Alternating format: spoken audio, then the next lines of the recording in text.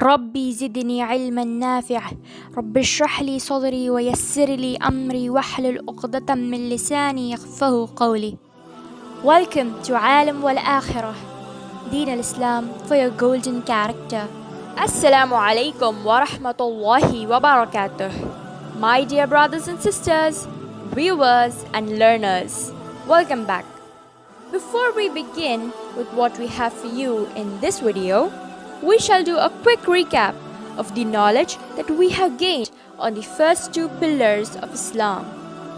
In our previous videos, we have known about Shahada and Salah. Shahada is the declaration of faith, and Salah is establishing our 5 daily fard prayers ordained by Allah subhanahu wa ta'ala. Now, let us ask ourselves the question again. Are these enough for us to be steadfast on our Islam? Can a Muslim enter into Islam by practicing these two pillars alone? The answer remains the same, my dear brothers and sisters, not yet. There is something more to add on to it. Friends, do you know that in 90% of the places in the Holy Quran, we do not find the mention of Salah alone? We find it along with the mention of the third pillar of Islam, the source of purification of our wealth, through which purification of our soul is ensured. Zakah. Allah subhanahu wa ta'ala says in the Holy Quran in Surah Baqarah, Ayah number 43, وَأَقِيمُوا الصَّلَاةَ وَآتُوا الزَّكَاةَ. Establish the Salah and pay the Zakah. Zakah is the third pillar of Islam. The meaning of the word Zakah is purification and growth. But what is it to pay Zakah? Zakah is an obligatory act of giving a certain amount from one's wealth to the poor and needy. When a Muslim possesses more than 85 grams of gold or its equivalent in currency as his savings for 1 year, he must pay 2.5% of this as Zakah. Allah subhanahu wa ta'ala has specified the nisab of the wealth on which Zakah must be paid. Nisab is the amount of money specified according to Sharia. The value of Nisab differs according to the type of wealth. The wealth need not be in the form of gold alone.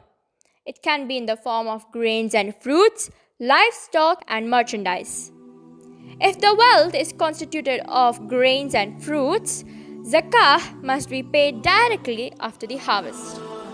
Now, if a person does not have these savings for a period of 1 lunar year, then Zakah is not obligatory on him. Now, as we had mentioned the meaning of Zakah, what does it actually signify?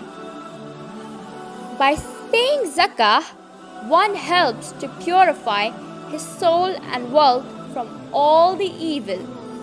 It increases barakah in his wealth and also helps to increase his wealth literally.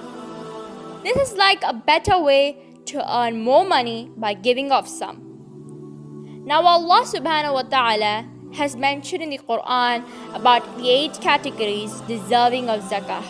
Allah subhanahu wa ta'ala says, إنما الصدقات للفقراء والمساكين والعاملين عليها والمؤلفة قلوبهم وفي الرقاب والغارمين وفي سبيل الله وابن السبيل فريضة من الله والله عليم حكيم.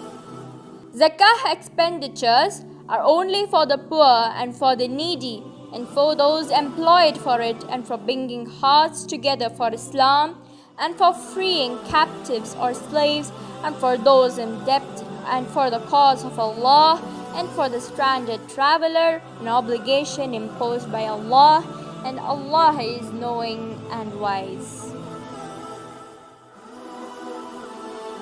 Zakah is not necessarily meant to be given in the month of Ramadan. It can be given at any time of the year, provided a lunar year has passed on the wealth. Zakah plays a very important role in our social and economic lives. It brings us all together and increases the strength of our bond. One cannot express the beauty of giving zakah, but can only feel it. Jazakallah Khairan for being with us today.